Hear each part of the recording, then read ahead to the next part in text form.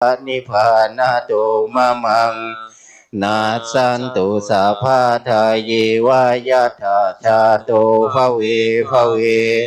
อุจุติตังสติปัญญาสันเลโกวิริยัมหินา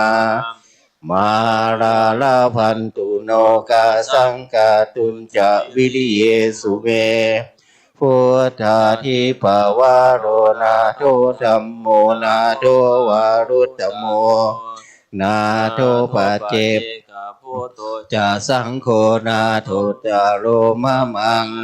เตโสตมานุภาเวนะมาโลกาสังละพันตุมายังกิกิหน้า28ยังกิกิกุศลังกัมมังกาตาพังกิริยามามากายนาวาจามานาสาติทาเสสุขตังกาตังหน้า28แถวที่3เย28แถวที่3เยสัตตาสัญญิโนอาทิเยจะสัตตาสัญญิโนกาตัมบุญญาภารังไมหัสสะเพภาคีภวันตุเตเยตังกาตังสุวิธิตังทินังบุญญาภารามายาเยจะสัทธานาชานันติเทเทววะกันตวานิเวทายุสัพเพโลกามิเยสัตตาชีวันตาหาละเหตุกามนุญญังโภชนังสัพเพลาภันเตสุมามาจัสสติสวดมนต์แล้วก็สวดธรรมจักรเนาะอัญเชิญเทวดาเชิญเทวดาสวดมนต์สาบานครับไม่สวดมนต์กันนะ86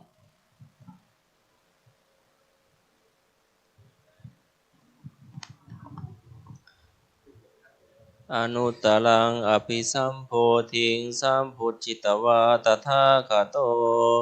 ปัฏฐมังยังอเทเสสิธรรมจักกังอนุตตรังสัมมาเทวาปวาเตนะโตโลเกอปติวาตติยังยะถาคาตาอุโภอันตาปฏิจามัชฌิมาจาตุสาวาวิยาสัจเจสุวิสุทังญาณทัสสนังเทสิตังธรรมราเชนะสัมมาสัมโพธิกิตานังนาเมนาวิสุตังสุตังธรรมจักรปวัตตนังเวยากาลนาปาเทนาสังติตันติตัมหนามาเสเอวเมสุตังเอกังสมัยะภควาภารณสียังวิหารติอิสิปตะเนมิขทายเยตัตระโคภควาปัญจวัคคีเยภิกขุอามันเตสิทะเวเมภิกขเวอันตาปาภาจิเตนานาเสวิตาพายโยจายกาเมสุกามาสุขันลิกานุโยโกหิโนคัมโมโพธุชนิโกอนาริโยอนาถสันหิโตโยจายังอัตตกิลมัฏฐานุโยโหทุกโขอนาริโยอนาถสันหิโตเอเตเตภิกขเวอุโภอันเตอนุภคัมมามัชฌิมาปฏิปทาต ตถาคเตนะอภิสัมพุทธาจักขุการณีญาณการณีอุปสัมมายาอภิญญายาสัมโพธายานิพานายาสังวาตติกตมาจะสาภิกขเวมัชฌิมาปฏิปทาตถาคเตนะอภิสัมพุทธาจักขุการณีญาณการณีอุปสัมมายาอภิญญายาสัมโพธายานิพพานายาสังวาตติอายะเมวะอริโยอาทังคิโกมาโคสัยยะทิทังสัมมาทิฏฐิสัมมาสังกัปโปสัมมาวาจาสัมมากัมตัวชัมมาอาชีโวสัมมาวายามโมสัมมาสติสัมมาสมาธิอายังโกสัพพิกขเวมัชฌิมาปฏิปทาตถาคเตนะอภิสัมพุทธาจักขุการณีญาณการณีอุปสัมมายาอภิญญายาสัมโพธายานิพพานายาสังวาตติอิทังโคปนาภิกขเวทุกขังอริยสัจจังชาติปิทุกขาชาราปิทุกขามรณะปิทุกขังโสกปริเทวทุกขโทมนัสสุปายาสาปิทุกขาปิเยหิสัมปโยโคทุกโขปิเยหิเวปโยโคทุกโขยะปิชังนาลภัตติตัมปิทุกขังสังขิเตนะปัญจุปาทานขันธาทุกขาอิทังโคปนาภิกขเวทุกขสมุทัยโยอริยสัจจังญายังตัณหาโพโนภวิกานันทิราคะสหคตาตาตระรัตราตราภินันทินิสัยยทิธรรมกามตัณหาภวตัณหาวิภวตัณหาอิทังโคปนาภิกขเวทุกขานิโรธอริยสัจจังโยตัสสะเยวตัณหายาเสสวิลาคานิโรธจาโคปฏิเนสสะโคมุตติอนาลโยอิทังโคปนาภิกขเวทุกขานิโรธคามินิปฏิปทาอริยสัจจังอายะเมวะอริโยอาทังคิโกมาโคสัยยทิทังสัมมาทิฏฐิสัมมาสังกัปโปสัมมาวาจาสัมมากัมมันโตสัมมาอาชีวะสัมมาวายาโมสัมมาสติสัมมาสมาธิอิทังทุกขังอริยสัจจันติเมภิกขเวภูเพอนันโนสุเตสุธรรมเมสุจักขุงอุทธัปปาทิญาณังอุทธัปปาทิปัญญาอุทธัปปาทิวิชชาอุทธัปปา ทิอาโลโกอุทาปาทิตังโคปานิทังทุกขังอริยสัจจังปริญญายันติเมภิกขเวปุเพอนันโนสุเตสุธัมเมสุจักขุงอุทาปาทิญาณังอุทาปาทิปัญญาอุทาปาทิวิชชาอุทาปาทิอาโลโกอุทาปาทิตังโคปานิทังทุกขังอริยสัจจังปริญญาตันติเมภิกขเวปุเพอนันโนสุเตสุธัมเมสุจักขุงอุทาปาทิญาณังอุทาปาทิปัญญาอุทาปาทิวิชชาอุทาปาทิอาโลโกอุทาปาทิทางทุกขสมุทัยโยอริยสัจจันติเมภิกขเวปุเพอนันโนสุเตสุธัมเมสุจักขุงอุทาปาทิญาณังอุทาปาทิปัญญาอุทาปาทิวิชชาอุทาปาทิอาโลโก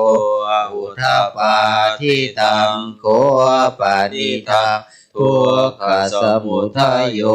อริยสัจจังปหาตัพพันติเมภิกขเวปุเพอนันโนสุเตสุธัมเมสุจักขุงอุทาปาทิญาณังอุทาปาทิปัญญาอุทาปาทิวิชชาอุทาปาทิอาโลโกอุทาปาทิตังโคปานิทังทุกขสมุทัยโยอริยสัจจังปริญญาติเมภิกขเวปุเพอนันโนสุเตสุธัมเมสุจักขุงอุทาปาทิญาณังอุทาปาทิปัญญาอุทาปาทิวิชชาอุทาปาทิอาโลโกอุทาปาอิทังทุกขานิโรโธอริยสัจจันติเมภิกขเวปุเพอนันโนสุเตสุธัมเมสุจักขุงอุทาปาทิญาณังอุทาปาทิปัญญาอุทาปาทิวิชชาอุทาปาทิอาโลโกอุทาปาทิตังโคปานิทังทุกขานิโรโธอริยสัจจังชาสิกาตาพันติเมภิกขเวปุเพอนันโนสุเตสุธัมเมสุจักขุงอุทาปาทิญาณังอุทาปาทิปัญญาอุทาปาทิวิชชาอุทาปาทิอาโลโกอุทาปาทิตังโคปานิทังทุกขานิโรโธอริยสัจจังชาติกตันติเมภิกขเวปุเพอนันโนสุเตสุธัมเมสุจักขุงอุทาปาทิญาณังอุทาปาทิปัญญาอุทาปาทิวิชชาอุทาปาทิอาโลโกอุทาปาทิทังทุกขานิโรธคามินีปฏิปทาอริยสัจจันติเมภิกขเวปุเพอนันโนสุเตสุธัมเมสุจักขุงอุทาปาทิญาณังอุทาปาทิปัญญาอุทาปาทิวิชชาอุทาปาทิอาโลโกอุทา ปาทิตังโคปนิทังทุกขนิโรธคามินิปฏิปทาอริยสัจจังอาเวอันติเมภิกขเวบุเพอนันโนสุเตสุธัมเมสุจักขุงอุทธัปปาทิญาณังอุทธัปปาทิปัญญาอุทธัปปาทิวิชชาอุทธัปปาทิอาโลโกอุทธัปปาทิตังโคปนิทังทุกขนิโรธคามินิปฏิปทาอริยสัจจังภาวิตันติเมภิกขเวปุเพอนันโนสุเตสุธัมเมสุจักขุงอุทธัปปาทิญาณังอุทธัปปาทิปัญญาอุทธัปปาทิวิชชาอุทธัปปาทิอาโลโกอุทธัปปาทิยาวกิวันจะเมภิกขเวบุเมอนันโนสุเตสุอริยสัจเจนะเอวันติปริวัตันทวาตัสสะการังยถาภูตังญาณทัสสะนาสุวิสุทธังอโหสิเนวตาวาหังภิกขเวสเทวะเกโรเกสัมมาระเกสัมมาเกสัสสมณพระมณิยาปัจจายสเทวมโนสายะอนุตตรังสัมมาสัมพุทธิอภิสัมพุทโธปัจจัญญาสิงยโตจะโคเมภิกขเวอิเมสุจตุสุอริยสัจเจสุเอวันติปริวัตันทวาสัสสะการังยถาภูตังญาณทัสสะนังสุวิสุทธังอโหสิอาทาหังภิกขเวสเทวะเกโรเกสัมมาระเกสัมมาเกสัสสมณพระมณิยาปัจจายสเทวมโนสายะอนุตตรังสัมมาสัมพุทธิอภิสัมพุทโธปัญญาสิงญาณัญจะปนะเมทัสสะนังอุทธัปปาทิอากูปะเวปิมุตติอายัมหันติมาชาตินาติธานิปุนาภโวติธรรมโวจะภควาอัตตมนาปัญจวัคคียาภิกขุภควโตภาสิตังอภินันทุอิมัสสมิงจะปนะเวยยากาลนัสสมิงพันยมาเนอายาสมะโตโกนทัญญาสวิราชังวิตมะลังธรรมจักขุงอุทธัปปาทิยังกินจิสมุทัยธรรมังสัพพันตังนิโรธาทัพมันติปวัตติเตจะภควตาธรรมจักเกภูมิมาเทวาสัตตมนุสสาเวสุงเอตัมภควตาภารณสียังอิสิปตาเนมิคทายเย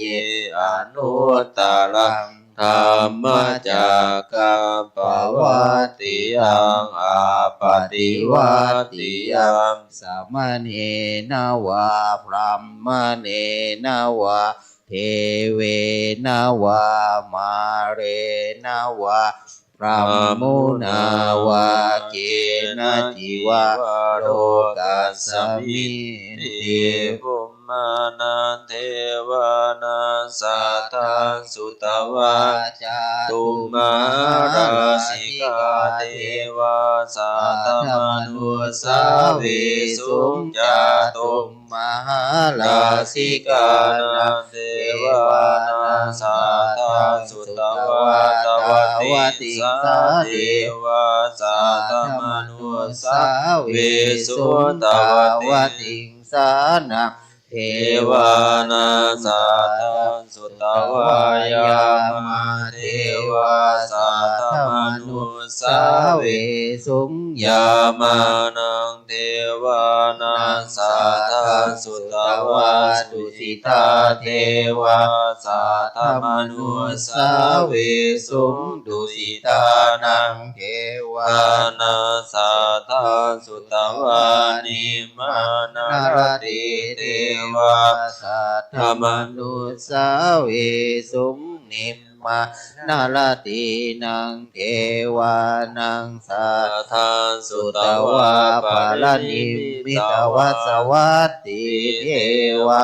สัทธมนุสาวิสุปาลนิมิตวัสวัตตินังเทวานังสัทธาสุตวาพรหมปริสัชชาเทวาสัทธมนุสาวิสุธรรมปริสัชชานังเทวานังสัทธาสุตวาพรหมปโลหิตาเทวาสัทธมนุสาวิสุพรหมปโลหิตานังเทวานังสัทธาสุตวามหาพรหมเท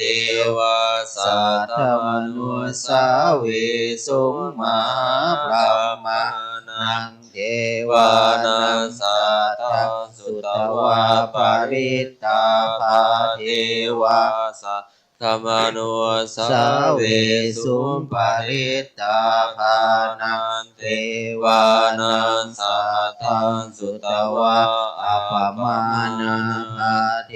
วาสัทธมนุสาวิสุอัปปมานาภานังเทวานังสัทธาสุตวาอาภัสสราเทวาสัทธมนุสาวิสุอาภัสสรานังเทวานังสัทธาสุตวาปริตตสุภาเทวาสัทธมนุสาวิสุปริตตสุภานังเทวานังสัทธาสุตวาอัปปมานาสุภาเทวาสัทธมนุสาวิสุอัปปมานาสุภานังเทวานังสัทธาสุตวาสุภกินนาหกาเทวาสัทธมนุสาวิสุงสุภกิจนาคานังเทวานังสัทธังสุตวาเวหัมพลาเทวาสัทธมนุสาวิสุงเวหัมพลานังเทวานังสัทธังสุตวาอวิหาเทวาสัทธมนุสาวิอวิหานังเทวานังสัทธังสุตวาอัตตาปะเทวาสัทธมนุสาวิสุงอัตตาปานังเทวานังสัทธาสุตวาสุทัสสะเทวาสัทธมนุสาวิสุงสุทัสสะนังเทวานังสัทธังสุตวาสุทัสสิเทวาสัทธมนุสาวิสุสุ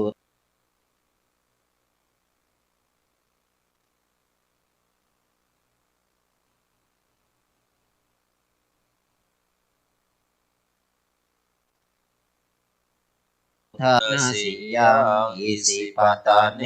มิคาทาเยอนุตตรัง ธรรมจักกัมปวัตติยังอาปฏิวัตติยังสมเนนะวะพรามเนนะวะเทเว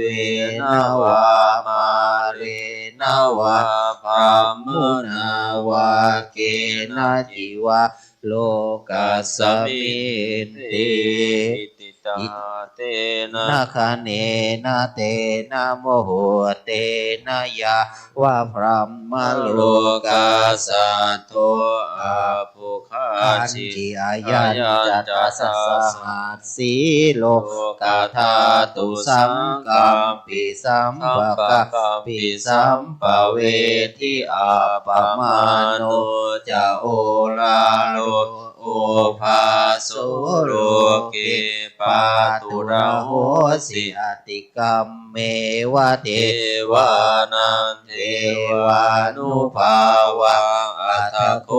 ภะคะวาอุปานังอุทานิสิอัญญาสิวัตโคโกนัญโยอัญญาสิวัตโคโกนัญโยอิติดัมอายะสัมมาโตโกนัญญาสัญญาโกนัญโยตเววานาอโหสิติ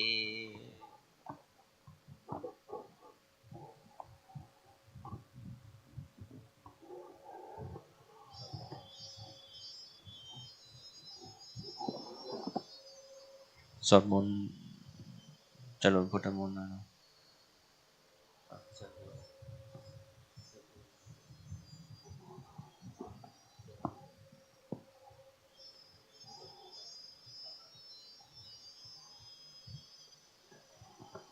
เชิญเทวดา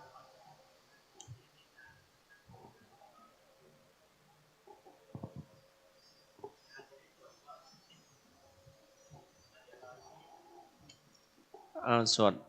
ดมนต์เลยเนาะปริตวานะเมตังสเมตาปะทันตาอวิคิตาจิตาปริตังพนันโตสักเคกาเมจโลเปสิริคลตเตจันตเลทีเปรเตจะคาเมตโลวนาคานิเคหวัตตุมิเคเตภุมมาทลาวิสเมยาคาคันทปนาคาติทันตาสันติเกยามุนิวรวจนะสาทโวมีสุนันโตธัมมัสสวนากาโลอายัมปทันตาธัมมัสสวนาคาโลยัมปทันตานะโมตัสสะภะคะวะโตอะระหะโตสัมมาสัมพุทธัสสะนะโมตัสสะภะคะวะโตอะระหะโตสัมมาสัมพุทธัสสะนะโมตัสสะภะคะวะโตอะระหะโตสัมมาสัมพุทธัสสะนะโมตัสสะภะคะวะอะระหะโตสัมมาสัมพุทธัสสะพุทธังสารนังคัจฉามิธัมมังสารนังคัจฉามิสังฆังสารนังคัจฉามิทุติยัมปิพุทธังสารนังคัจฉามิทุติยัมปิธัมมังสารคัจฉามิทุติยัมปิสารนังคัจฉามิตติยัมปิพุทธังสารนังคัจฉามิตติยัมปิธัมมังสารนังคัจฉามิตติยัมปิสังฆังสารนังคัจฉามิโยจักขุมาโมหะมาราปะกันตุสามังวะพุทโธสุขโตวิโมโตมาราสัพพะสาวินิโมตยันโตปะเปสิเขมาชานาตังวินัยพุทธังวะลันตังสีราสานามามิโลกัสสนาทันจวินายกัญจตันเตสะสะติสยสิติโหตุสัพพันตารายะจวินาสมินตุธัมโมทัจโสโยวิยาตัสสะสัตตุทัสเสสิโลกัสสะวิสุทธิมาคานิยานิโกธัมมาทาราสัตตาริสัตตวะหุตันติกาโลสุจินโนธัมมังวรันตังสีราสานามามิโมปัทาลังอุปสัตตาทังตันติชาสติชยสิติโหนตุสัพพันตาลายาจาวินาสมินตุสัทธัมมาสีนาสุขตานุโคโยโรกัสสะปะปุปะกิเลสะเสตา สันโตสายันสันตินิโยสะโกจัสสวะคาตธัมมังวิธิตังการโรนติสังฆังวาลันตังศีลาสานามามิพุทธานุพุทธาสัมมาสีลาทิติยาเตสัสเตชนะสีนามิสีวัตตายะทวินาสมิอัตโตสัมพุทธิอัตโตเตสันตะภวนาสัมมาสัมมาสังเกนะเกปัจจานินามานาสีสิกาสีเตสัมมาญาสัมมาญาเตนะนามาคานาเวนิสัมเมวะตาเวมะนายาปินาสันตุยาเสสัมมาสัมพุทเตปัญญาปัญญาสัจจานุติสัมมิสัมมาสังเกนะสังเกนะสังฆัสสามินามามิติมาสีติเตสัตตมัจจสัมมัญญะอาทาเรนะนามินามาคานาเวนะสัมเมวะตาเวมะนิกาอันตรายะติวินาสันตุยาเสสัมมาสัมพุทเตนะพุทธินาสันติอัตตาเวนะสัสสะสังเกนะสังเกนะนามามิสีลาสานาเตสัตตมัจจสัมมัญญะนาเมนาเวนะนามาคานาเวนะเอวปัตตเวอะติวิยานิยาติเวนะสันตุยาเสสัมมาโหนะโอวาระโมสัมมาสัมพุทธัสสะมานิสีมานิโมระหะธัมมัสสะธัมมัสสะตัสเสภะเทเทวะนะโมนะสัพพะสัพพิวิสุทธิสีลาติติโยนะโมนะตายะนะตัสสะภะคะตะตายะสัสสะยะนะโมนะอานิตัสสะตัสสะตายะสัพพินะนะโมนะมิคานาวิทาวานะโมกานะโมวะเวสวะยะโมสัยวะนะวะระสัมมาเจนะวิธินะวิธิสัมมานะโมเทวะมะเทสัจจมังกัจจมิวะทิตายะวิยะธรรมะสัสสะนะโมตินะวะระนะมะอาเสวะนะเทวะนะเทวะนิตานันตาเสวะนะปุสะนะปุสะนิยานะนะนะนะปฏิอุปติสาวะโสจะภูปิจักตาปุญญาตาอัตตสัมมาปานิจาเอตัมมังคารมุตตมังพาหุสัจจะสิปัญจวินัยโยจะสุขิโตสุภาสิตาจายาวาจายตัมมังคารมุตตมังมาตาปิตุปะทานังพุทธาทาลัสสะสังฆาโหอนาคุลาจักกัมมตาเอตัมมังคารมุตตมังทานันจะธัมมัจจริยายาตานันจะสังฆาโหอนาวาจานิกัมมานิเอตัมมัง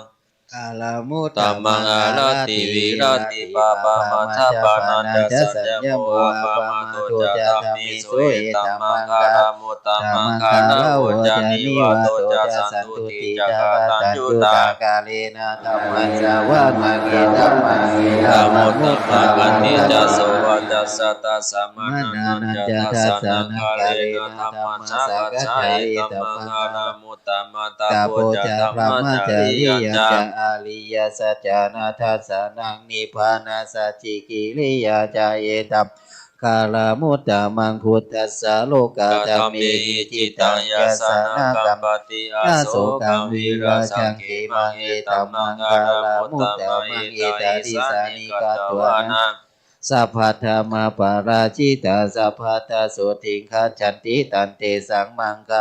มุตตมันติมหามังกาลสุตังยังกิกิวิตังอิทาวะหุลังวาสักขิสุวายังรัตนาปาริตังยโนสัมมาอาทิตาคาเตนะอิดัมปิพุทเทรัตนาปานิตังเอเตสัจจิสุติโกตายะภิกากังอมัตตปานิตังยะนิจักสัมยะนิสัมมาอิสัมมาอิตามิอิกิเตอิธัมมิธัมมิรัตนาปานิตังเอเตสัจจิสุติโกยัมโมเสโกวันนาเยสุติสัมมาทิฏฐานาปาริกาสัมมาทิฏฐิสิสัตติธัมมิธัมมิรัตนาปานิกังเอเตนะสัจเจนะสุวัติโหตุเยปุคัลลาอัสสะตัมปัสสะจัตตาริเอตัมโยคานิ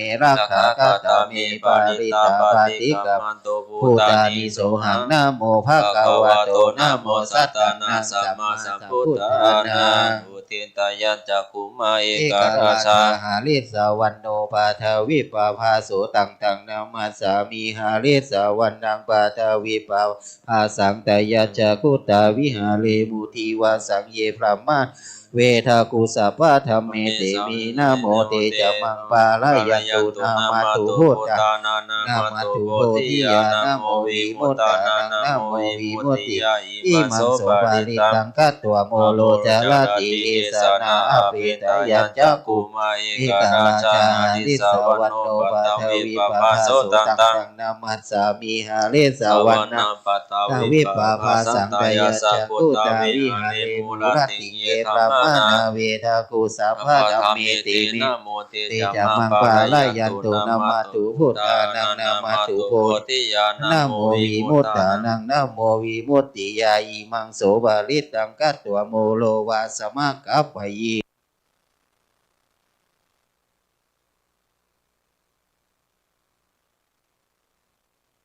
วิริยามานุตตารังอาวาจิตวะวะปะมะภาลัง สาลิตวะปุภะเกจิเตสัจจพารามาวัสสยะ สัจจกิ กิเล ริยาย าม าก า สั สั ง งสันติปะ ปะ คา คาปตานาสันติปะทาวัจจานามาตาปิตาจา จา นิ นิ ขัน ขัน ตา ตา ชา ชา ตา ตา เว เว ทา ทา ป ป ฏิ ฏิ กาก า มา มาสหัสเจก ก เต เต ไม ไม หั หาม ม ม หา หา ปัจจาริ ทา โต ริโต สิ สิ เก กี วะ วะ เส เจ สิ สิ โส โส รา รา สา สาก า า นิ นิ สา สา นิ นิ อุ อุ ทา ทา กั กั ง ง ปั ปั ต ต ต ตว วะ ยะถาสิกขีสัจเจเมนะสมโมนัตถิเอสามีสัจจะปาลมีตี วิปัสสิสานามาตุจัก จัก ขุ ขุ มั มัน น ตา ตัส ส สะ สิ สิ ลิ ลิ มา มา โต โต สิ สิ กิ กิ สั สั พ พ พิ พิ นา นา มา มา ตุ ตุ สั สั พ พ พ พะ พุ พุ ตา ตา นุ นุ กั กั ม ม ปิ ปิ โน โน เว เว สั สั พ พ พุ พุ สา สา นา นา มา มา ตุ ตุ นา นา หา หา ตา ตา กั กั ส ส สะ สะตาปัสสิโนนา นา มา มา ตุ ตุ กะ กะ โก โก สั สั น น ทั ทั ส ส สะ สะ มา มา รา รา เส เส นา นา ปะ ปะ มา มาติโนโก โก นา นา คา คา มา มา นา นา สา สา นา นา มา มา ตุ ตุ ภา ภา มา มา นา นา สา สา วุ วุ สี สี มา มา ตุ ตุ กั กั ส ส สะ สะ ปัส ปัส สะ สะ นา นา มา มา ตุ ตุ วิ วิ ปะ ปะ มุ มุ ต ต ตั ตั ส ส สะ สะสัพพะทิอังคีลาสัสสะนามาตุสังกายพุต ตั ตั ส ส สะ สะ สิ สิ ริ ริ มาโตโย โย อิ อิ มา มา ธรร ธร ม ร มา มา มา มา เท เท เส เส สิ สิ สัพ สั พะ พพะ ทุ ทุ ก ก ข ข ปา ปา นุ นุ ทา ทา นั นั ง ง เย เย จา จา ปิ ปิ นิ นิ พุ พุ ตา ตา โล โล เก เก ยะ ยะ ทา ถา ภูตังวิ วิ ปัส ปัส สิ สิ สุ สุ เต เต ชะ ชะ นา นา อา อา ภิ ภิ สุ สุ นา นามหันตาวีตาสาลตาหิ อิ ตัง ทัง เท เท ว วามนุสานังยังนามาสันติโกตมะวิสาจารณะสัพพนังมหันตังวิตาสารทังวิสาจารณะสัพพนังพุทธังวันตามะโกตมันเตนะโมเมสัพพะพุทธานังอุปนามาหิสีนังตัณหังกาโรมหาวิโรเมทังกาโรมหายาโสสา สาร รานั นั ง ง กาก า โร โล โล โล กาก า หิ หิ โต โตทีปังกาโลโชตินทาโลโกนทันโยชนะปา ปะ โม โม โค โค มั มั ง ง คะ คาโรปุริสัสสะโพสุมาโนสุมาโนติโรเรวะโตระติวัตโนโสปิโนคุณาสัมปันโนอะ ปา โม โนมาทัสสีชานุตตโมปะทุโมโลกาปะจุตุนาลโทวาสะสารถิปะทุมุตตโลสัตตะสาลสุเมโทอปปติภุคโลสุจาโตสัพพะโลกัสโกวิยทัสสีนาลาสัพโพอัฏฐทัสสีกาลุนิโกธรรมทัสสีตโมนุโทสิทธโธอาสโมโลเกติโสจวัฏตังวะโลพุทโสจวะระโทพุทโธวิปัสสีจะอนุปโมสิกขีสัพพหิโตสัทธาเวสภูสุขทายโก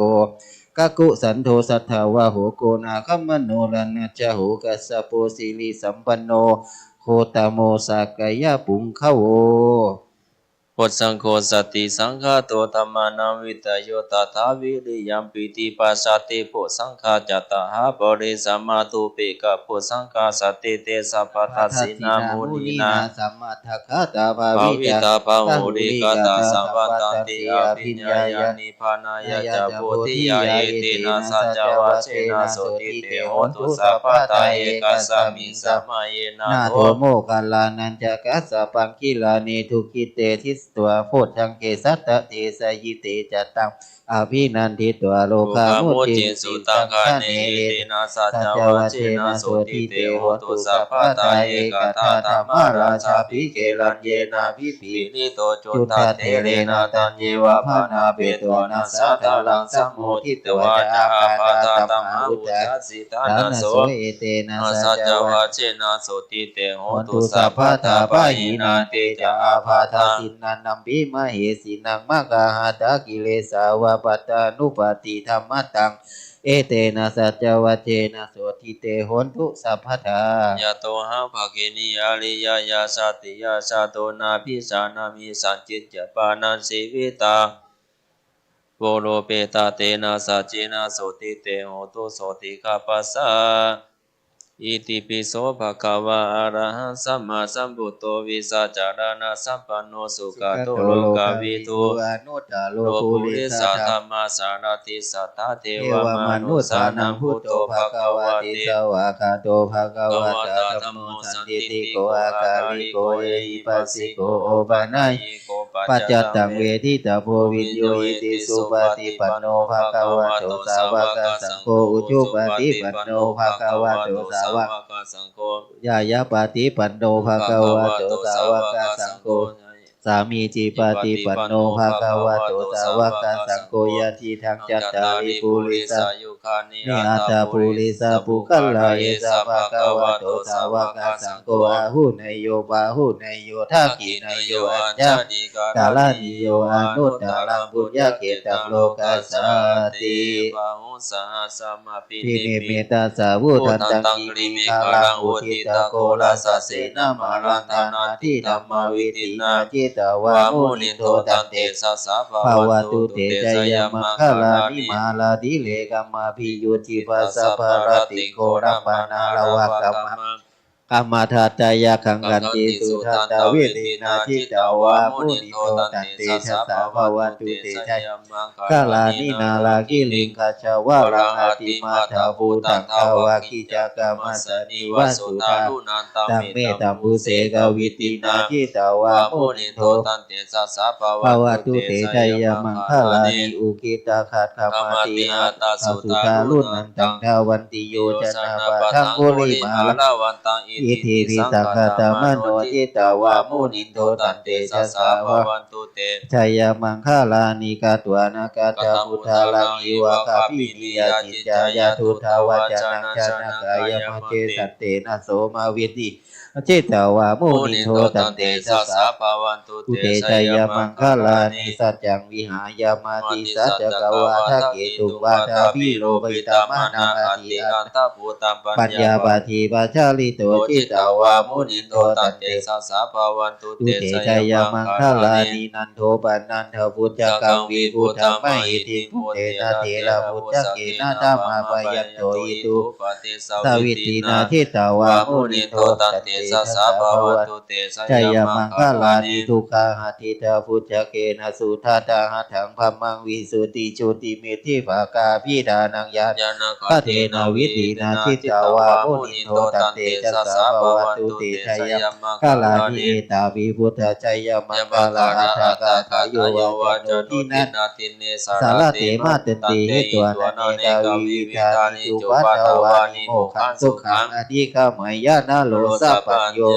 ยันตุนิมิตังอวามังคลัญจโยจามนาโพสกุณาสัส สั สะ ต โต โต ปะ ปะ ปะ ปะ กัง กะ โห โหทุสุปีนังอากัจจังพุทธานุภาเวนะวินาสเมตุยันตุนิมิตังอวามังคลัญจโยจามนาโพสกุณาสัสสะโตปะปะกะโหทุ ปุ สุ สุ ปี ปิ นัง นา อา กั กัจ ต จัง ตัง ธั ธ ม รร มา มา นุ นุ ภา ภา เว เว นะ นะ วิ วิ นา นาสเมโต ทุ ยั ยั น น ตุ ตุ นิ นิ มิ มิ ตั ตั ง งอาวามังคลัญจโยจามานาโพสกุณาสัสสะโตปะปะกะโหทุสุปีนังอากัจจังสังฆานุภาเว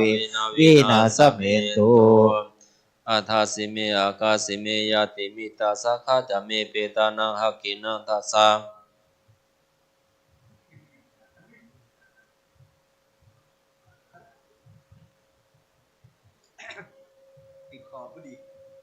อาทาสิเมอากาสิเมยาติมิตาสักขะจะเมเปตานังหักขินังทัสสะบุเพกตามนุสารัง นาหิรุนนังโสโกวายาวันตุวะปาลิเทวนาอะไรนะ เอวังติทันติยาตาโยอายัญจักโคทักขินาตินาสังฆมิสุปฏิทิตัต ปีคาลตังอิตายาสัทธานาโสอุปกาปฏิโสยติธรรมโมจายานิทัสสิโตเปตานาปูจาชะกตาอุราภาลัญญาภิกขุนามานุปดินังทุเมหิปุญญังปัสสุตังอานาปกันติ ทุกขปตาจนิทุกขาพยาปตาจนิพยาโสกปตาจนิโสกาโหตุสัพเพ ปิปานิโนเอตา ตา วั ว ต ตา ตา จา จา มิ มิ อิ สั สั ม ม ปะ ปะ ตั ตั ง ง ปุ ปุ ญ ญ ญา ญา สั สั ม มปะตังสัพ สัพ เพ เพ เท เท วาว า นุ นุโมทันตุสัพพะสัมปติสิทธิยาทานังท่าทันตุสัตตายาสีลังลักขันตุสัพพะทาภาวนาภิลาตาขันตุขัจจตุเทวตาขัตตาสัพเพพุทธาพละปัตตาปัจเจกานันจะยังพลังอรหันตานันจะเตเชนารักขังพันธามิสัพพะโส นั่งสมาธิเนาะโอกาสะโอกาสะ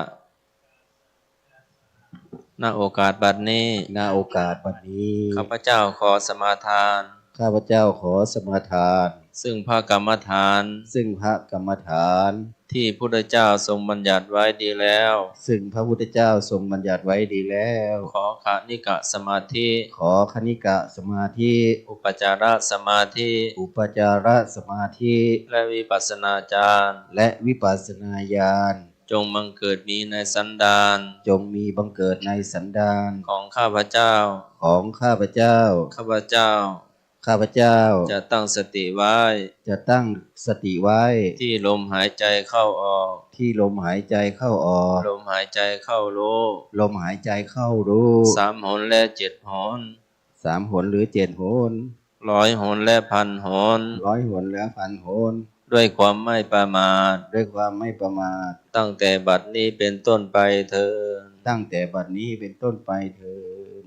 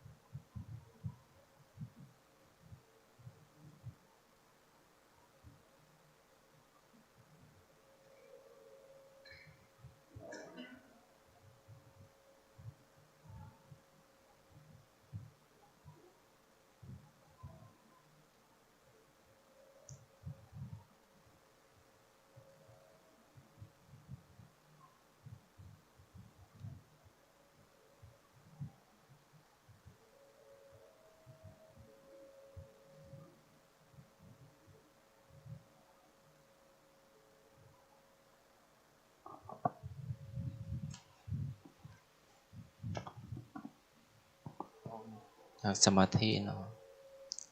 ข้าพเจ้าขอตั้งจิตอุทิศผลบุญกุศลนี้แผ่ไปให้ไพศาลทั้งบิดามารดาครูอาจารย์ทั้งลูกหลานญาติมิตรสนิทกันคนเคยร่วมงานการทั้งหลาย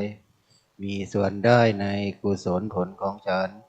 ทั้งเจ้ากรรมนายเวรและเทวันขอให้ท่านได้กุศลผลนี้เถิดอิทังเมยาตินังโหตุสุขิตาโหตุยาตโย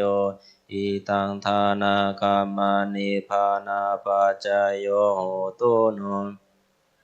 ยังกิงกิกุสารังกาตาพังกัมมัสสะเปหิกาเตหิกาตัมปุญญาโนอนุโมทันตุสุนันโตปนโตเยเทวะอาสามิธาเนอาทิกาตาทิกาโยกะทาโหตุสัพพสัตตานาสุขีอัตตานาปาริหารันตุมาตาปิตาสุขิตาโหนตุทุกขาปะมุญจันตุสัพเพยติกาสุขิตาโหตุทุกขาปะมุญจันตุสัพเพอายติกาสุขิตาตุทุกขาปะมุญจันตุสัพเพปิสาสัพเพยาคาสัพเพปิตาสุขิตาโหนตุทุกขาปะมุญจันตุสัพเพเทวาสุขิตาโหตุทุกขาปะมุญจันตุสัพเพอาจาริโยปัชฌายาสุขิตาโหตุทุกขาปะมุญจันตุสัพพะสัพปตินันสามิสันตุโวสัพเพสัตตาสัตว์ทั้งหลายที่เกิดเป็นเพื่อนทุกข์เกิดแก่เจ็บตายด้วยการทำบุญทานศีลเวลาจงเป็นสุขเถิดอย่าได้มีเวรแก่กันและกันเลยอาภยาปัสสะจงเป็นสุขเถิดอย่าได้มีความเปลี่ยนเบียนซึ่งกันและกันเลยอานิฆาจงเป็นสุขเถิดอย่าได้มีความทุกข์กายทุกข์ใจเลยสุขีอัตตานังปริหารันตุจงมีความสุขรักษาตนให้พ้นจากทุกข์ภัยทั้งหมดทั้งสิ้นเถิดยากิกุสารังกัมมังกรรมที่เป็นกุศลอันใดอันหนึ่งที่ข้าพเจ้าได้กระทำแล้วจงเป็นส่วนแก่ท่านผู้ที่มีคุณทั้งหลายมีบิดามารดาเป็นจนถึงสัตว์เหล่าอื่นซึ่งเป็นที่เกิดแก่เก็บตายด้วยการทั้งหมดทั้งสิ้นให้ตายจงได้รับส่วนกุศลที่ข้าพเจ้าที่เถิด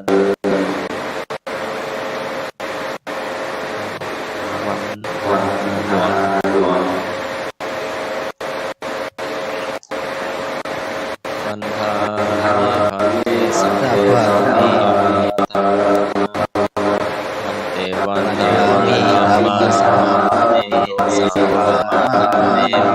วันทามิสัพพะสัพพะสัพพะมิวันทามิปัสสะมิเยจงมีโลกาธามิวันเตมิธรรมทานาสัพพะมิโลสิสัพพะมิวันเตมิอาลามิปะเทสิยังสยามนิโกสิมามิวันเตมิยังสัพพะสัพพะนิสุปฏิทาติโหตารุณาสักกะสังฆาโลเกเทวะโลเกเทโลเกสุปุติเมริยติมาสิเยนะวิสังฆาโลกาหะเยวิยังนะวิญญาติราสิติสังเสทะเทธันเทสัพเพสัพพะ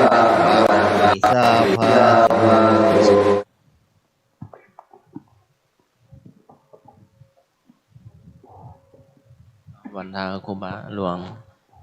วันทามิพันเตสัพ สัพ พั พั ง ง อา อา ปา ปา รา รา ทั ทั ง ง ขา ขา มา มา ทา ทา มิ มิ พั พั น น เต เต ม ม ยาย าากาก า ตั ตั ง ง ปุ ปุ ญ ญ ญา ญา สา สา มิ มิ นา นา อ อ นุ นุ โม โม ทิ ทิ ตา ตา พั พั ง ง สา สา มิ มิ นา นา กาก ตั ตั ง ง ปุ ปุ ญ ญ ญา ญา ไม ไม หั หั ง ง คา คา ตา ตา ปั ปั ง ง สา สา ธุ ธุ สา สา ธุ ธุ อ อ นุโม นุโม ทา ทามิ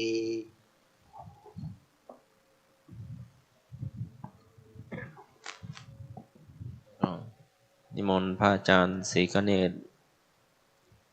องค์แสดงพระธรรมเทศนา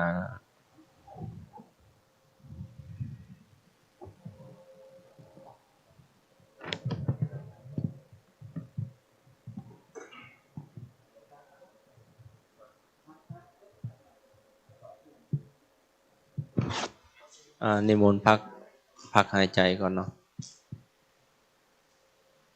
ฮัลโหล ฮัลโหล ไม่ค่อยดังเนาะ ฮัลโหลอ๋อเหรอ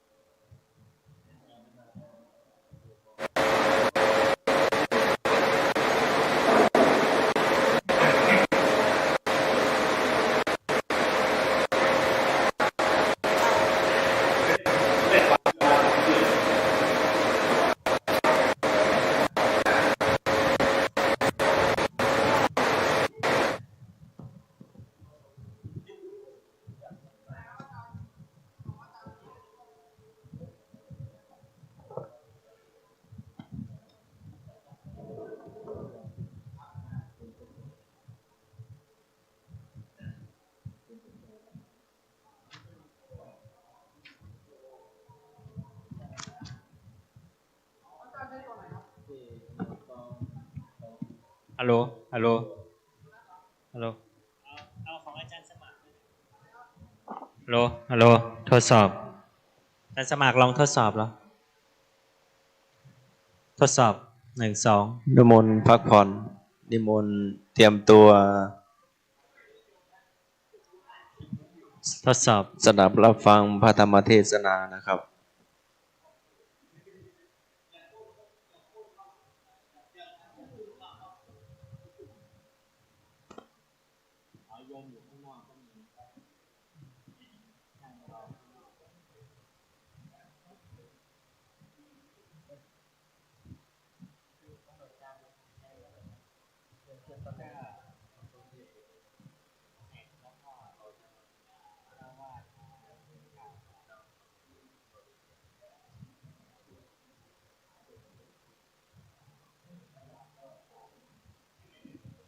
ฮัลโหล ทดสอบ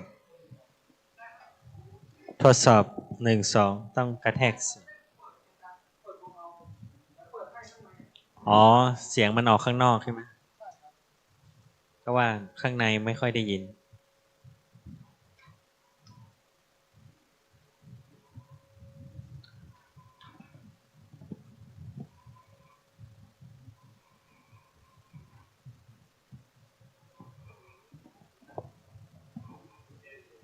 ถนัดฝั่งไหนครับถนัดฝั่งไหน เดี๋ยวเทศนั่งเป็นเพื่อนฟังเทศหน่อย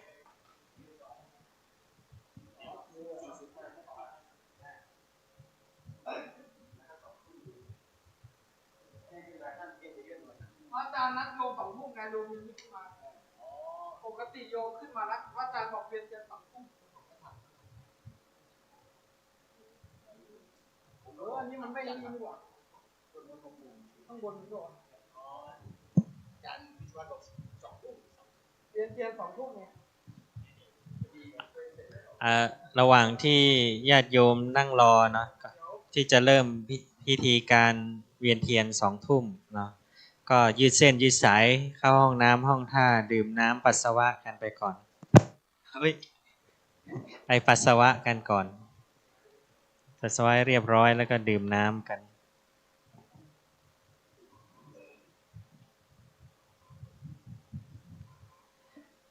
ก็เดี๋ยวจะเริ่มแสดงพระธรรมนาประมาณ19:45เนาะอาจารย์จะแสดงเลยเหรอครับหรือว่าสัก20:00ไหมเพราะว่าญาติโยมน่าจะมาสัก20:00ไม่คือนัดนัดโยมมาขึ้นมา20:00ก็คือโยมมาฟังประมาณ20:00ไม่แล้วเวียนช้าเลทแต่ว่าคือโยมมาแล้วแบบคืออาจารย์ก็เทศ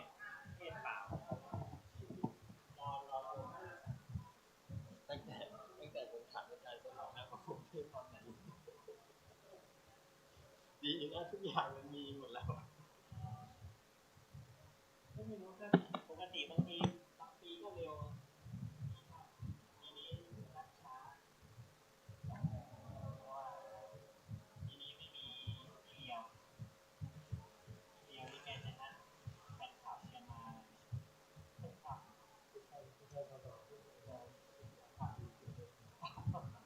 ผมก็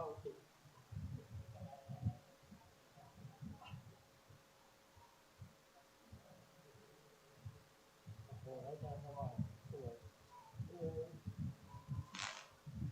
เสียงไม่ต่างยาวจบตามเวลาแล้วคือโต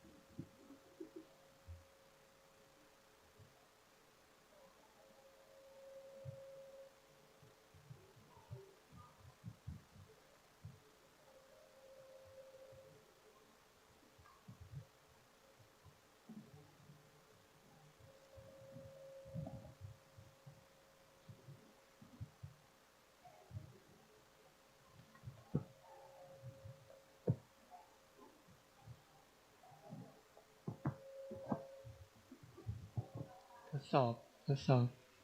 12341234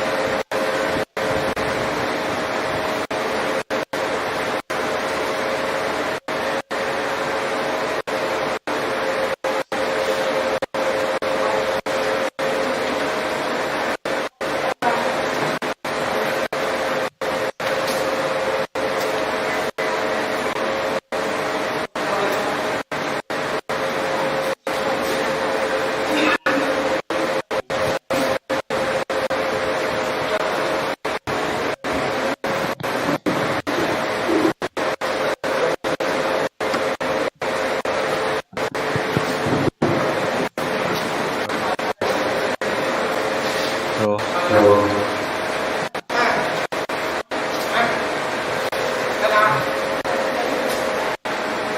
ต่อไปก็เชิญแสดงจุดเรียนบูชาพระธรรมและเรียนสองธรรม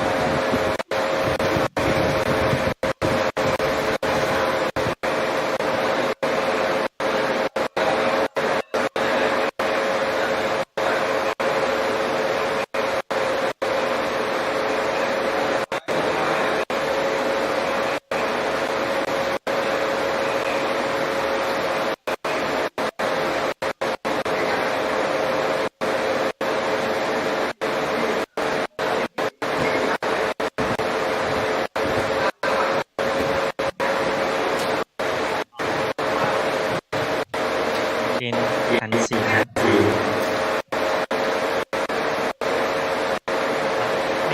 ไม่ทันเกณฑ์ขันธ์สี่นะเกณฑ์อะไร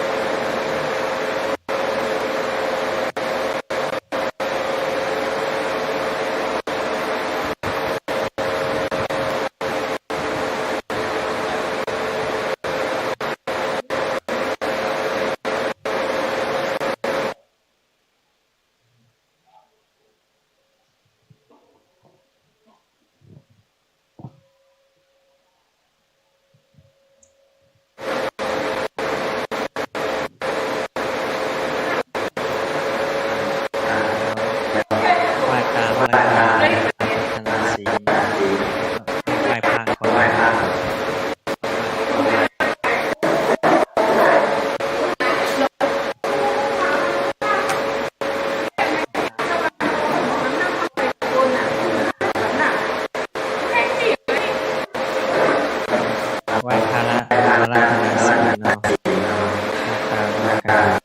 อะระหังสัมมาสัมพุทธัสสะพุทโธ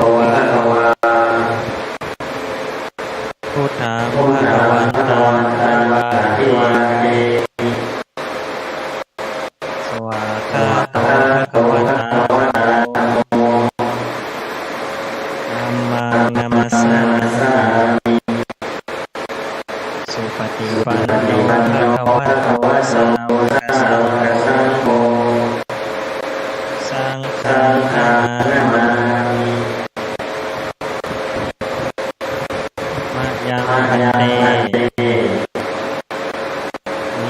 ภิกษุรักขณทายะติสารเนนะสหาปัญจศีลานิยาจามะทุติยัมปีมะยังพันเตวิสุงลักขณทายะติสารเนนะสหาปัญจศีลานิยาจามะตติยัมปีมะยังพันเตวิสุงลักขณทายะ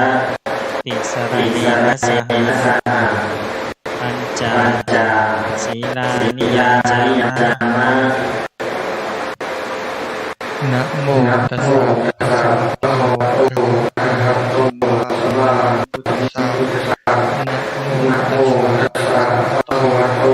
อะระหะโตสัมมาสัมพุทธัสสะนะโมตัสสะภะคะวะโตอะระหะโตสัมมาสัมพุทธัสสะ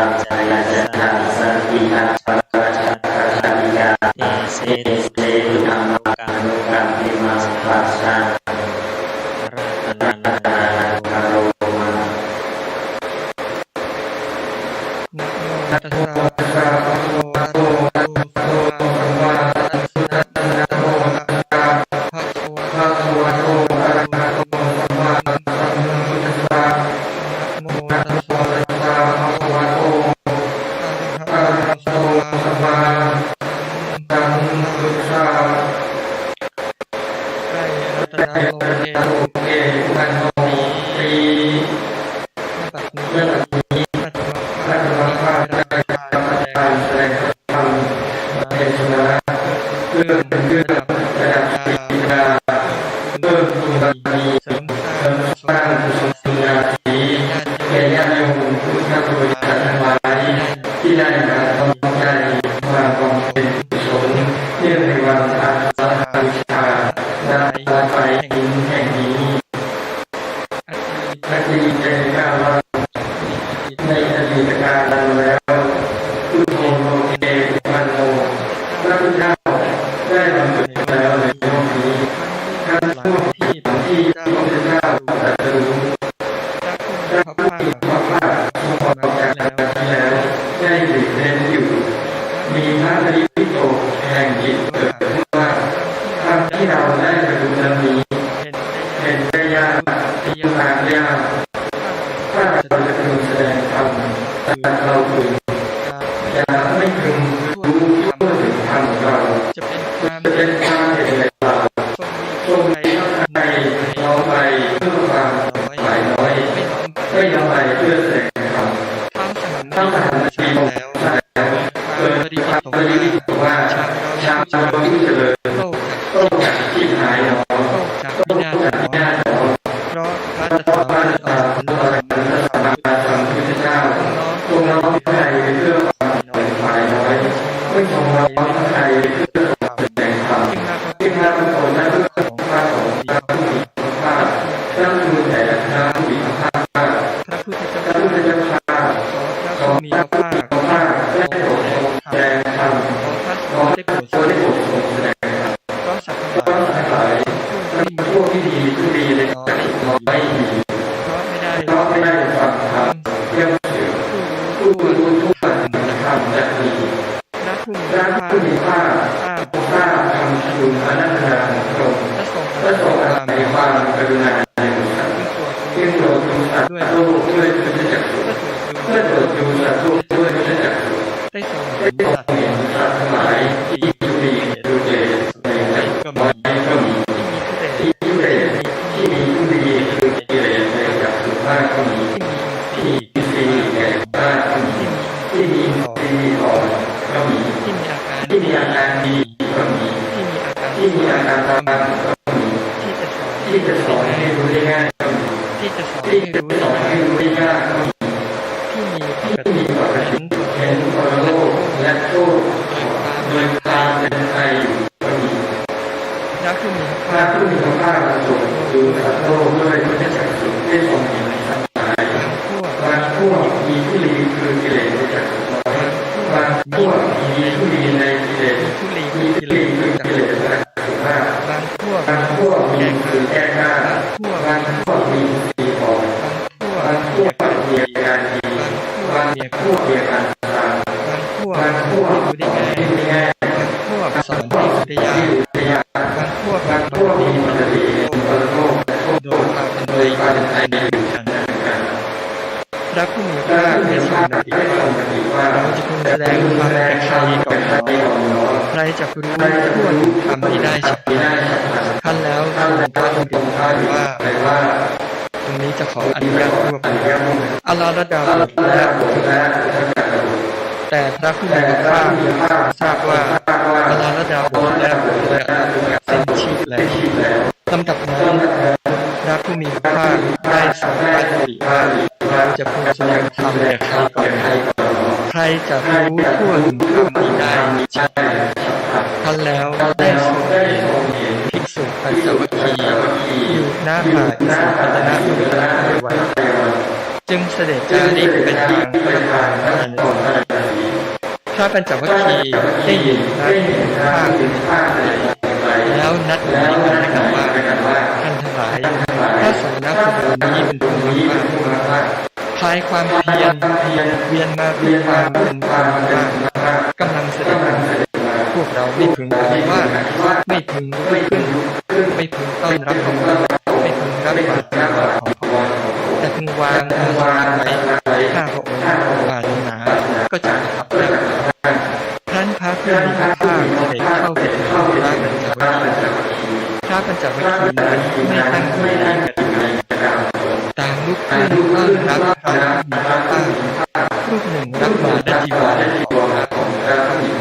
รูปหนึ่งปูอาสนะรูปหนึ่งจัดถ้วยน้ำล้างเท้าเข้ามารูปหนึ่งจัดแต่งกรอนเข้าไปรูปหนึ่งนำเครื่องเช็ดเข้าไปเข้าไปถวายพระผู้มีพระภาคประทับนั่งบนอาสนะที่พระปัญจวัคคีย์จัดไว้แล้วทรงรับพระบาตรฝ่ายพระปัญจวัคคีย์เรียกพระผู้มีพระภาคและใช้คำว่าเมื่อพระปัญจวัคคีย์กล่าวพระผู้มีพระภาคได้ตรัสแก่พระปัญจวัคคีย์ว่าดูก่อนภิกษุทั้งหลายเธออย่าเรียกตถาคตโดยและอย่าใช้คำว่าดูก่อนภิกษุทั้งหลายตถาคตเป็นอรหันต์ตรัสรู้เองโดยชอบเนี่ยเราได้บรรลุอมตะธรรมแล้วเราจะสั่งสอนจะแสดงธรรมพวกเธอปฏิบัติตามที่เราสั่งสอนแล้วไม่ช้าจากทำให้แจ้งขึ้นยอดเยี่ยมอันเป็นที่สุดเมื่อพระผู้มีพระภาคตรัสอย่างนี้แล้วพระปัญจวัคคีย์ได้ถีบคานพระว่าอาวุโสโคดมแม้นด้วยจริยานแม้นด้วยปฏิบัติแม้นด้วยอุปรากิยานพระองค์ก็ยังไม่ได้บรรลุพระพุทธอันเป็นความเห็นพิเศษอย่างสามารถก็บัดนี้พระองค์มีพระภาคคลายความเวียนมาพุทธว่าฉะนั้นจากบรรลุปุริมนุสธรรมอันเป็นความเห็นพิเศษอย่างพิเศษในเราพระผู้มีพระภาคตรัสว่าดูก่อนที่สุดทั้งหลายตถาคตไม่ใช่เป็นคนไม่ได้เป็นคนคลายความเพียรไม่ได้เวียนมาดูก่อนพิสูจน์ตถาคตเป็นอรหันต์ตรัสรู้เองโดยชอบพวกเธอจงเงียบสงบเราได้รู้อรหันต์แล้วเราจะสั่งสอนเราจะแสดงพวกเธอปฏิบัติตามที่เราอยากไม่ช้าจะทำให้แจ้งซึ่งคุณอันยอดเยี่ยมอันเป็นที่สุดในใจแม้นครั้งที่สองแม้นครั้งที่สามพระปัญจวัคคีย์ได้ทูลถามพระผู้มีพระภาคอย่างนั้นพระผู้มีพระภาคได้ตรัสว่าดูก่อนที่สุดทั้งหลายพวกเธอยังจำได้หรือไม่ถ้อยคำเช่นนี้เราได้เคยพูดแล้วในวันแล้วในบางก่อนพระปัญจวัคคีย์กล่าวว่าคำนี้ไม่เคยได้ฟังเลยพระผู้มีพระภาคตรัสว่าดูก่อนที่สุดทั้งหลายตถาคตเป็นอรหันต์ตรัสรู้เองโดยชอบพวกเธอจงเงียบสงบเราได้รู้ธรรมแล้วเราจะสั่งสอนเราจะแสดงธรรมพวกเธอปฏิบัติตามที่เราสั่งสอนแล้วช้าสักทีจะทำให้แจ้งขึ้นยอดเยี่ยมอันเป็นที่สุดในที่สุดที่กุลบุตรทั้งหลายออกจากเรือนเป็นบุตรชินไม่ชอบด้วยปัญญาเป็นเยี่ยมด้วยดีด้วยปฏิบัติเข้าถึงอยู่พระผู้มีพระภาคทรงสามารถให้พระปัญจวัคคีย์ยินยอมได้แล้วลำดับนั้นพระปัญจวัคคีย์ได้ยอมเชื่อฟังพระผู้มีพระภาคเงี่ยสงบตั้งจิตเพื่อดีธรรมโมโลเกมุปโมธรรมจากกัมโมตุโสตุเทศนาพระธรรมเกิดขึ้นแล้วในโลกลำดับนั้นพระผู้มีพระภาครับพระปัญจวัคคีย์ว่าดูก่อนที่สุดทั้งหลายที่สุดสองอย่างนี้ชี้ไม่ชี้คือการประกอบตนให้การด้วยการในการทั้งหลาย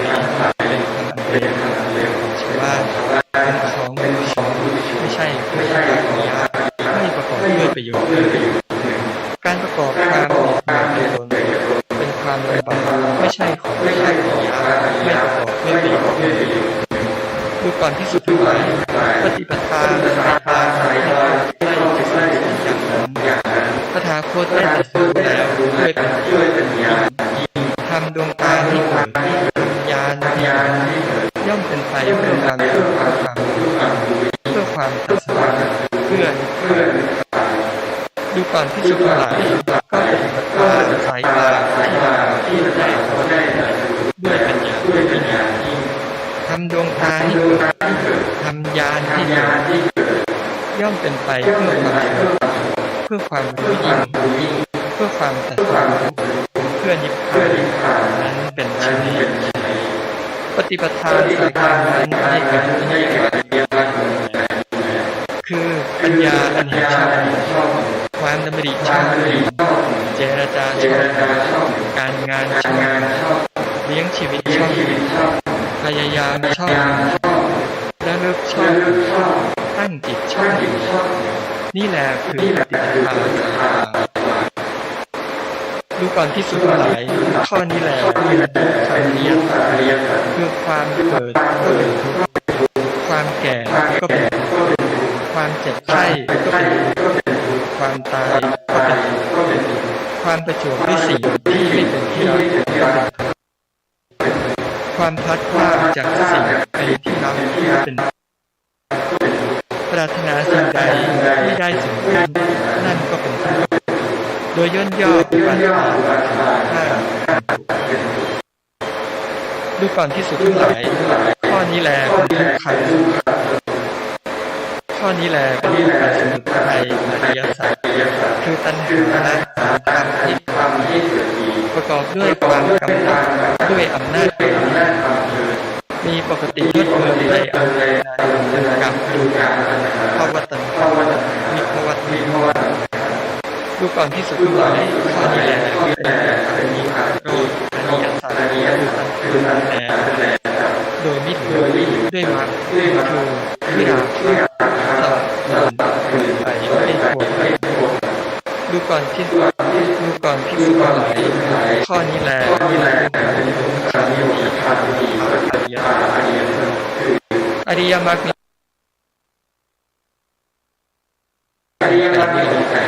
คือปัญญาชอบความดำริชอบเจรจาชอบการงานชอบเลี้ยงชีวิตชอบความพยายามชอบระลึกชอบตั้งจิตชอบดูก่อนที่สุดทั้งหลายตาญาณแสงสว่างได้เกิดขึ้นแล้วในธรรมทั้งหลายที่เราได้เกิดว่านิพพานดูก่อนที่สุดทั้งหลายดวงตาญาณวิทยาได้เกิดขึ้นแล้วในธรรมทั้งหลายที่เราได้เกิดว่าอริยสัจว่าทุกอริยสัจนี้ได้ว่านิพพานอริยสัจว่าทุกข์ว่านี้ทุกขสมุทัยอริยสัจว่าทุกขสมุทัยอริยสัจนั้นแหละว่าทุกขสมุทัยอริยสัจนี้แหละได้ละแล้วว่านิโรธอริยสัจว่าทุกขนิโรธอริยสัจนี้ควรทำไม่แน่ว่าทุกขนิโรธอริยสัจนี้เราทำไม่แจ้งเลยว่านี้ทุกนิโรธมีทางว่าทุกขนิโรธมีทางอริยสัจนี้ได้เกิดดูก่อนที่สุดทั้งหลายดวงตาญาณสว่างได้เกิดขึ้นในธรรมทั้งหลายที่เราเกิดว่านิโรธธรรมอริยสัจนี้เราให้เจริญแล้วญาณทัศนะมีรอบก็เมื่อใดแล้วปัญญารู้ในอริยสัจมีสามรอบมีอาการอย่างนี้จบที่แล้วเมื่อนั้นเราจึงยังได้ว่าเป็นผู้ปฏิบัติธรรมอย่างอันยอดเยี่ยมในโลกพร้อมทั้งเต็มโลกในมิสัยพร้อมทั้งสองเทวดาอันหนึ่งปัญญารู้เห็นขึ้นแล้วว่าความพ้นวิเศษของเราให้กับ นี้เป็นชาติที่พบใหม่ไม่มีต่อไปก็แลเมื่อพระพุทธเจ้าตรัสพยากรณ์อยู่ดวงตาเห็นธรรมจากนี้ได้เกิดขึ้นว่าสิ่งนั้นมีความดีขึ้นเป็นธรรมดาสิ่งนั้นมีความดับไปเป็นธรรมดาท่านทรงประกาศให้ในโลกเราเทวดาได้บรรลุว่านั่นพระธรรมเยี่ยมสมณะธรรมดาหรือในโลกจะปฏิบัติไม่ได้เราเทวดาทุกชั้นได้บรรลุเสียงไกลว่าที่มีใครได้ชั่วขณะการพูดนั้นเสียงก็ฉอนขึ้นไปด้วยประการชื่อแปลทั้งหนุนต้องธาตุได้บรรลุเมาไม่ได้พระผู้มีพระวันเป็นพระท่านผู้เจริญได้ท่านผู้เจริญได้เพราะเหตุนั้นก็เห็นว่าญาณนี้คือชื่อของท่านพระท่านด้วยทั้งโคเกเป็นนั้นปัญจวัคคีย์ขอประชาพระสงฆ์เกิดขึ้นแล้วท่านนั้นท่านพระญาได้รู้เป็นผู้แจ้งว่าไม่ต้องเชื่อผู้อื่นในคำสอนของพระศาสนาได้ทูลต่อพระของพระว่าขอข้าพระองค์ได้บรรลุได้ทูลในสำนักมีพระภาคพระผู้มีพระภาคตรัสว่าเป็นที่สุดอย่างนี้แล้วตัดไว้ว่าเราเธอจงรวมตัวกันเพื่อทำที่สุดโดยชอบพระวาจาได้เป็นผู้ท่านต่อมาพระผู้มีพระภาคได้ทรงว่าที่หมายด้วยธรรมดวงตาเห็นความปราศจากนี้ได้เกิดขึ้นแต่ท่านพระและท่านพระและแก่ท่านพระและท่านพระสีว่าสิ่งใดมีความเป็นความสิ่งนั้นคือวันมีความมีไปแบบไรท่านทั้งหลายได้ในสำนักพระผู้มีพระภาคพระผู้มีพระภาคว่าเธอจะเป็นที่สุดเราได้ตรัสต่อไปว่าทำเราเธอทรงกระเพื่อมเพื่อทำที่สุดโดยชอบถ้าวาจาแต่ได้แต่ท่านผู้มีพระผู้มีการนั้นพระพุทธพระธรรมพระสงฆ์คือพระรัตนตรัยพระไตรสรณะที่พึ่งได้ความเป็นแล้วสมดังในอดีตการอาศัยไตรรัตนตรัยพระรัตนตรัยมันเป็นโลกนี้ที่สุดยุติลงแห่งพระธรรมขออาราธนาพระศรีมันบรรดาให้ท่านผู้บริสุทธิ์จะมีจิตตั้งมั่นในการมีความโสมนัสสบายใจในธรรมมีอายุมั่นยืนบริบูรณ์ด้วยทรัพย์ทั้งปวงพระธรรมเทศนาในวันอาทิตย์พอสมควรแก่เวลาขอจงด้วยการประชานี้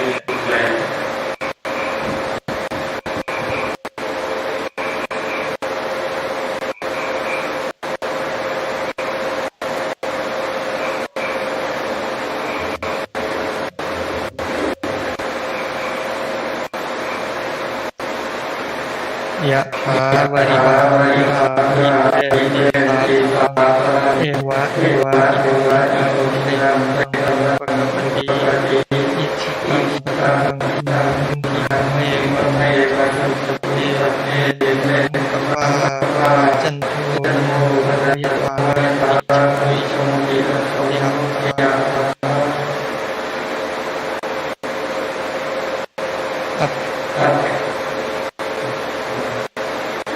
สัพพิติโยวิวัชชันตุสัพพะโลกาสิกาเตวันเตวันตวันตโยวิอิมานิโยวะอภิวาทสีตังวิตังทังใจธรรมังอายุโมสัง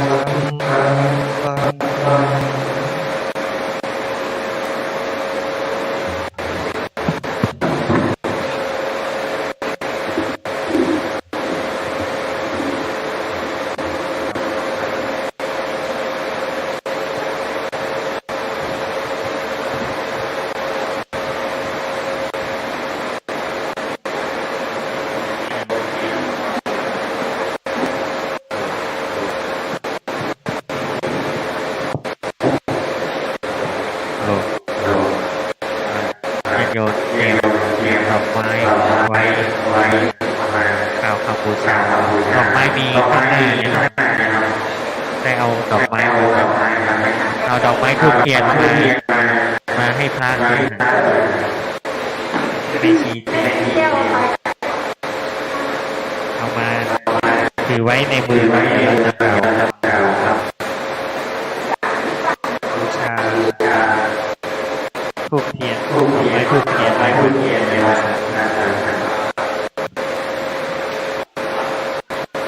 เอาให้อาจารย์วิศวะ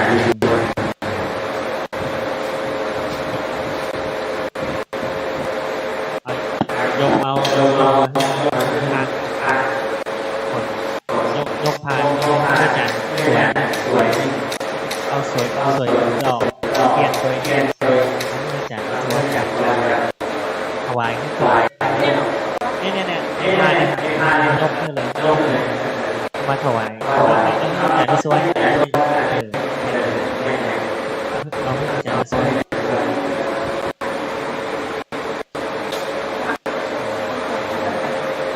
แล้วก็พานยกอันนี้เลย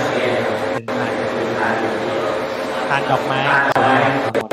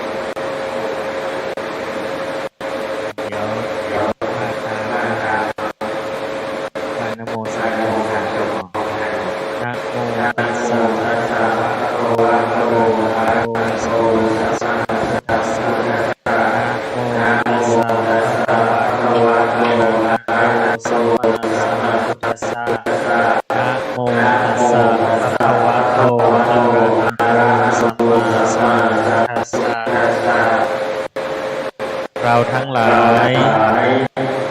ถึงซึ่งพระผู้มีพระภาคพระองค์ใดแล้ว ว่าเป็นที่พึ่งพระผู้มีพระภาคพระองค์ใดเป็นพระศาสดาของเราทั้งหลายอันหนึ่งเราทั้งหลายชอบใจซึ่งพระธรรม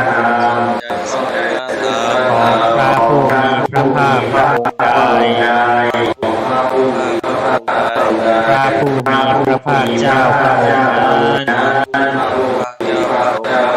เป็นพระอรหันต์ตรัสรู้ชอบเองทรงอาศัยความกรุณาในสัตว์ทั้งหลายทรงพระกรุณาแสวงหาประโยชน์เกื้อกูลทรงอาศัยความเอ็นดูได้ยังพระธรรมจักรด้วยพระธรรมจักรอันยอดเยี่ยมให้เป็นไปทรงประกาศอริยสัจสี่เป็นครั้งแรกแก่พระภิกษุปัญจวัคคีย์ที่ป่าอิสิปตนมฤคทายวันใกล้กรุงพาราณสีในวันอาสาฬหปุณณมีอันหนึ่งในสมัยนั้นแลท่านพระอัญญาโกณทัญญะผู้เป็นหัวหน้าของพระภิกษุปัญจวัคคีย์ฟังธรรมของพระผู้มีพระภาคเจ้าแล้วได้ธรรมจักสุอันบริสุทธิ์ปราศจากมลทินว่าสิ่งใดสิ่งหนึ่งมีความเกิดขึ้นเป็นธรรมดาสิ่งทั้งปวงนั้นมีความดับเป็นธรรมดาจึงทูลขอ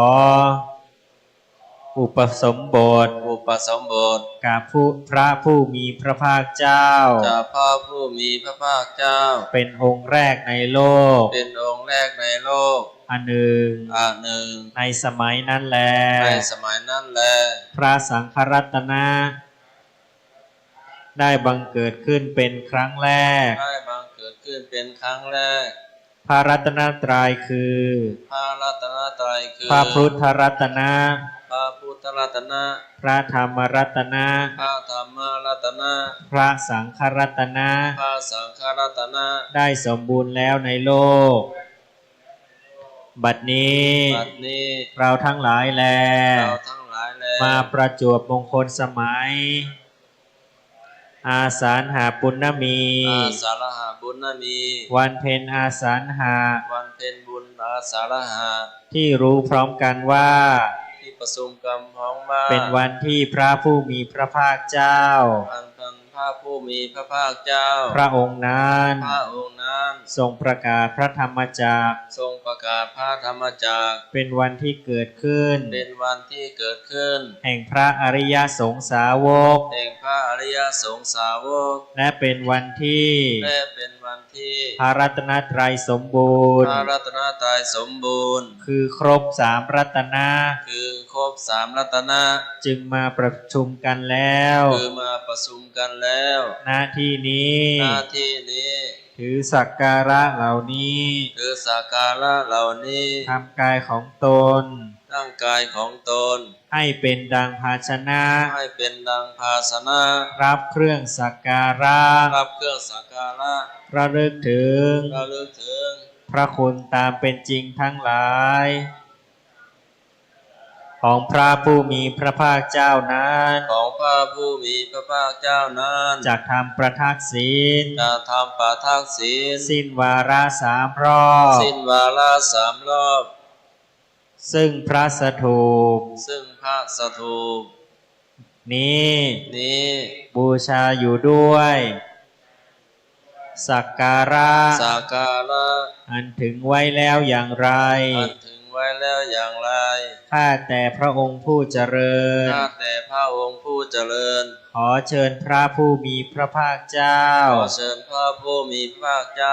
แม้เสด็จปรินิพพานนานมาแล้ว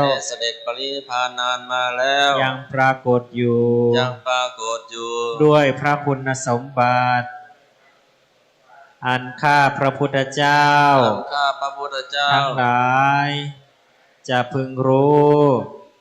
โดยความเป็นอตีตารมณ์จงทรงรับเครื่องสักการะอันข้าพระพุทธเจ้าทั้งหลายถือไว้แล้วนี้เพื่อประโยชน์เพื่อความสุขแก่ข้าพระพุทธเจ้าทั้งหลายสิ้นกาลนานเถิดเดี๋ยวเราก็จะไปเวียนเทียนที่รอบโบสถ์กันเนาะต่อเทียนจากพระสงฆ์เดินเวียน3 รอบแล้วก็สวดบทพุทธคุณธรรมคุณสังฆคุณ3 รอบเนาะ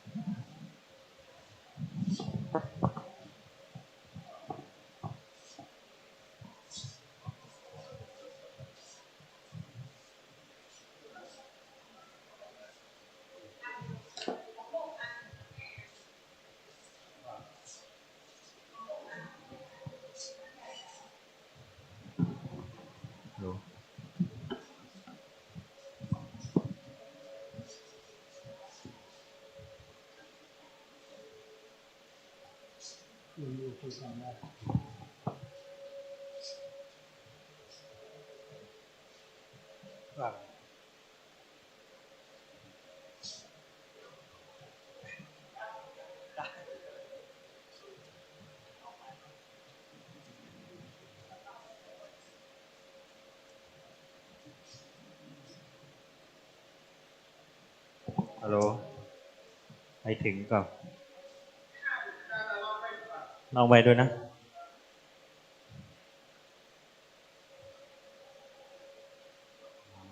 มีไฟแช็กหน่อย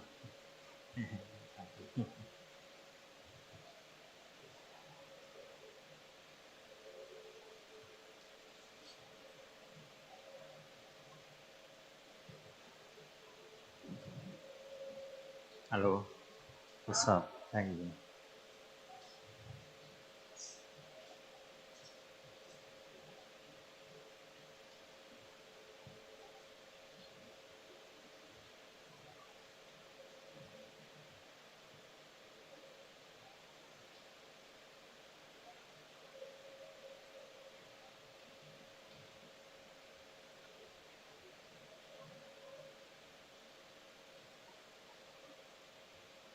อิติปิโสภะคะวะอะระหังสัมมาสัมพุทโธอิชาระสัมสุขโตอโรปุริสธรรมอาระสัทธาเอวนุสานะพุทธะคะวะสวากาโตภะคะวะธัมโมสันติโกอาการิโกสิโกปนัยโกปัจจตังเวอะโพวินโยสุปโนสวากสังโฆอุชุปฏิปันโนภะคะวะโต สาวกสังโฆยายะปฏิปันโนภะคะวะโตสาวกสังโฆสามีจิปฏิปันโนภะคะวะโตสาวกสังโฆยะทิตังจัตตาริปุริสธานิอาปุริสัพพุคาลาเอสะภะคะวะโตสาวกโฆอาหูนายโยอาหูนายโยทักขินายโยอลิกาลานิโยอนุตตรังปุญญเขตังเตอวะระอะโอเทศอันอิทุนุอโลปุมาสาลอิสะเอวามนุสานังพุทโธภะคะวะติภะคะโตภะคะวะตาธัมโมสันติติโกอะกาลิโกเอหิปัสสิโกโอปะนายิโกปัจจตังเวทิตาโอวินโยเอติสุปฏิปันโนภะคะวะโตสาวกสังโฆอุชุปฏิปันโนภะคะวะโตสาวกสังโฆยายะปฏิปันโนภะคะวะโตสาวกสังโฆอิปฏิปันโนภะคะวะโตสาวกสังโฆยะทิตังจัตตาริปุริสายุคานิสาภุคะลาเอสะภะคะวะโตสาวกสังโฆอาปาหุนายโยทักอัญชอานิโออนุตตรังปุญญเขตังโลกัสสะเอโสภะคะวะอะระหังสัมมาสัมพุทโธวิชชาจารณะสัมปันโนสุขโตโลกวิทูอนุตตโรปุริสธรรมสารทิสัทธาเทวมนุสานังพุทโธภะคะวะโตภะคะวะตาธัมโมสันทิติโกอากาลิโกเอหิปัสสิโกโอปะนายิโกอัจจตังเวทิตาโพวินโยอิติสุปฏิปันโนภะวะโตสาวกสังโฆอุชุปฏิปันภะวะโตสาวกสังโฆยะปฏิโนภะคะวะโตสาวก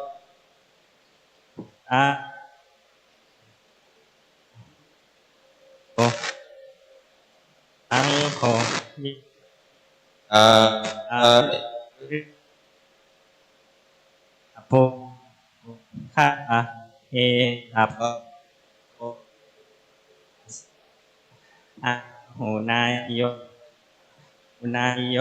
ทักขินายอัชลิกาลานิโยอนุตตรังปุญญเขตังโลกัสสะเตภะคะวะอะระหังสัมมาสัมพุทโธวิชาจารณะสัมปันโนสุขโตกวิทูอนุตตโรปุริสธรรมสารทิสัทธาเท